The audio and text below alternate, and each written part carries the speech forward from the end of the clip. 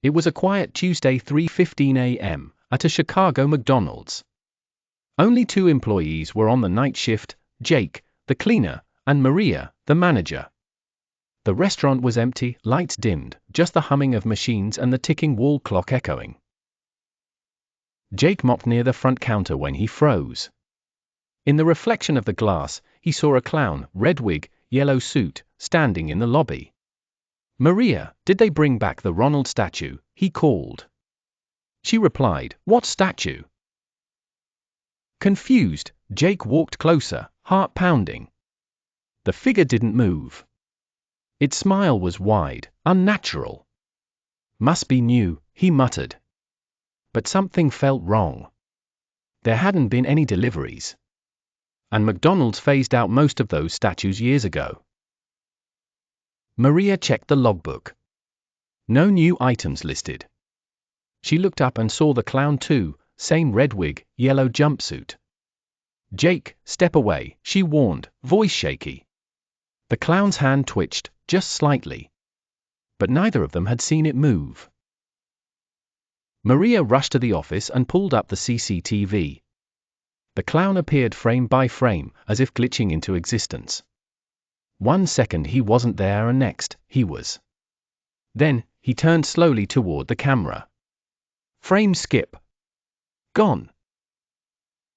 Jake stood frozen in the lobby. "It's gone," he whispered into the walkie. But Maria screamed, "It's behind you." Jake spun around. Nothing. Just the faint smell of grease and old balloons in the air.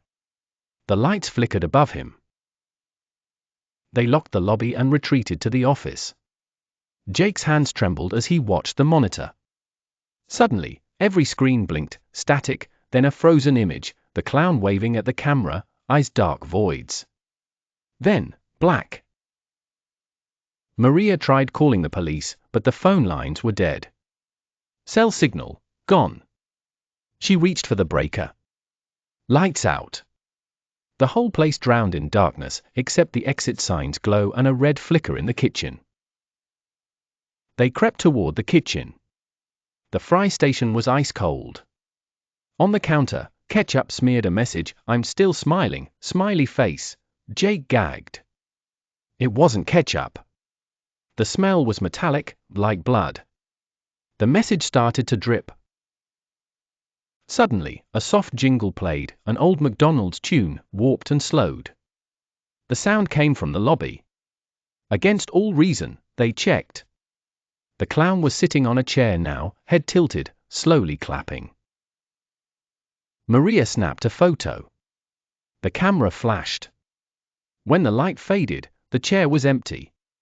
No footsteps, no noise. Jake dropped the flashlight. "I'm done," he muttered. But the front doors wouldn't open. They were locked, jammed from the outside.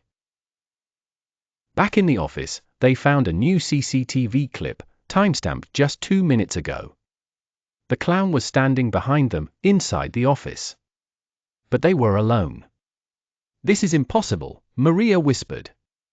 The clip froze, then replayed on loop. Jake screamed. On the monitor, the clown now pointed at the camera, then at the office door. A knock echoed. 3 slow, deliberate knocks. They held their breath. Maria whispered, "Don't open it." But the knob began to turn. They barricaded the door and hid behind the desk.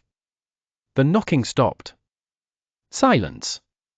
Then, laughter. Soft, distorted. It circled them, like it was in the walls. The monitor flickered, clown face, huge, distorted. "I see you." Suddenly, everything stopped. Lights returned.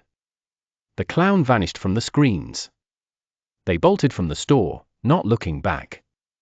The police arrived an hour later, CCTV wiped clean. No trace of the clown. No evidence at all. Maria quit that night. Jake moved away. The clown was never seen again. But workers still whisper about it at 3:15 a.m. Was it a glitch, or something else? If you're working late tonight, check your cameras. You might not be alone. Like, share and subscribe for more real horror stories.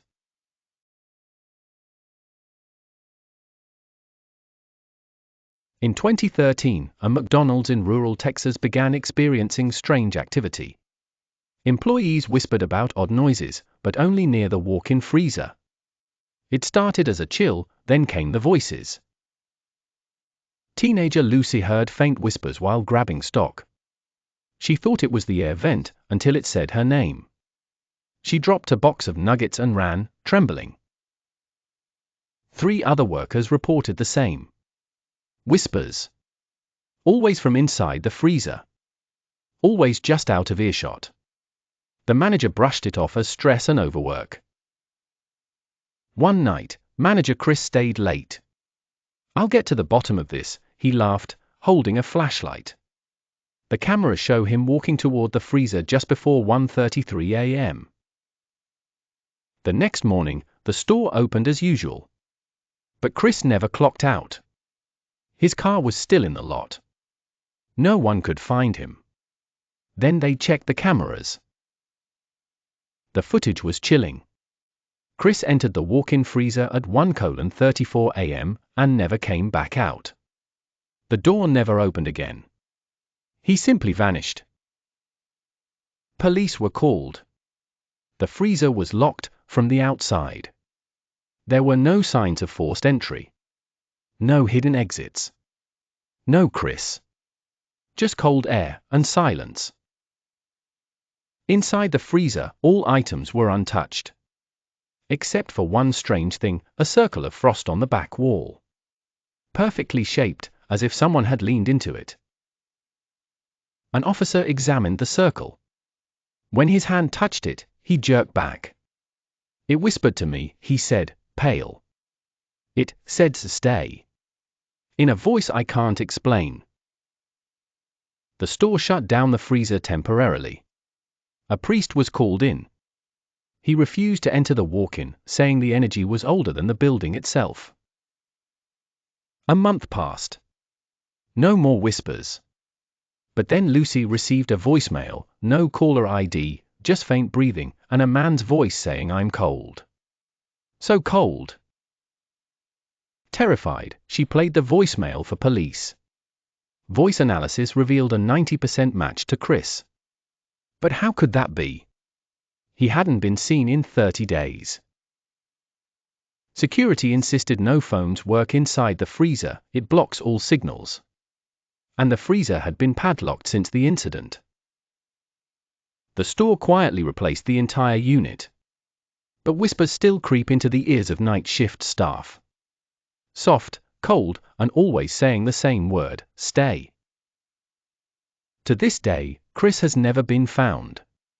His badge still rests on the manager's desk, frozen with frost no one dares touch. The freezer remains sealed. Not all vanishing acts are magic. Some are whispers that take you when no one's watching. Like the cold hand you never see, until it's too late. Like, share and subscribe for more real horror stories.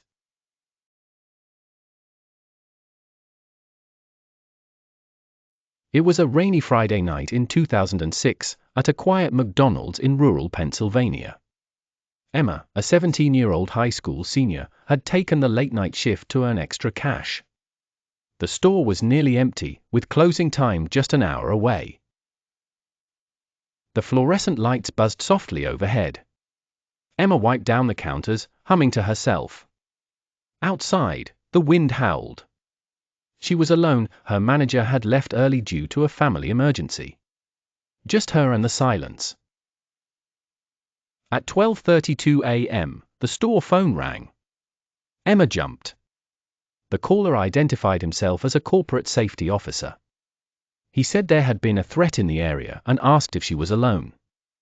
Nervously, Emma replied yes. The voice was calm, professional. He instructed her to lock all doors, turn off the lights, and avoid being seen. It sounded urgent, serious. He said it was for her safety. She obeyed without question. Emma bolted every door and flipped the lights off one by one. The bright dining area faded into shadows. Only the kitchen's dull red emergency light remained. The phone line was still open, the voice still speaking. He asked her to check the back freezer. "Make sure no one's hiding," he said. Emma hesitated but complied. She walked slowly into the cold, metal room. It was empty. The door creaked shut behind her but didn't latch. Returning to the front, Emma noticed something odd. The drive-through screen flickered. The voice on the phone suddenly went quiet. Then came a chilling whisper, "He's here." Emma stared at the drive-through window. A face, pale, unfamiliar, was peering in. Not moving. Just watching. She gasped and ducked. Her heart pounded. She whispered, "Who is that?" But the line had gone dead. She crawled to the office and dialed 911, her hands shaking. "There's someone outside." "I'm alone," she whispered. The dispatcher promised help was coming and told her to stay hidden. Emma clutched the phone. Suddenly, the kitchen motion sensor light turned on. Footsteps echoed. Someone was inside. But she had locked all the doors, hadn't she? Emma froze, barely breathing. The office door handle jiggled gently. Then, silence. She didn't dare move. The power flickered. For a second, everything went black. When the emergency lights kicked in, the door was open. Emma was gone. When police arrived minutes later, the restaurant was locked from the inside. No signs of struggle. No broken windows. Emma's phone was on the floor, still connected to 911. Security footage showed Emma locking up, taking the call, and then disappearing behind the office door. The camera glitched. For 7 minutes, the screen was static. When it returned, Emma was gone. Authorities found no trace of the caller. Phone records were untraceable. It was as if the call never existed. Locals still whisper about that night, warning teens not to work the late shift alone. Sometimes the voice on the other end isn't here to help. Trust your instincts. Don't ignore the strange. Stay safe. And if you ever hear a whisper at work, make sure you're not the only one listening. Like, share, and subscribe for more real horror stories.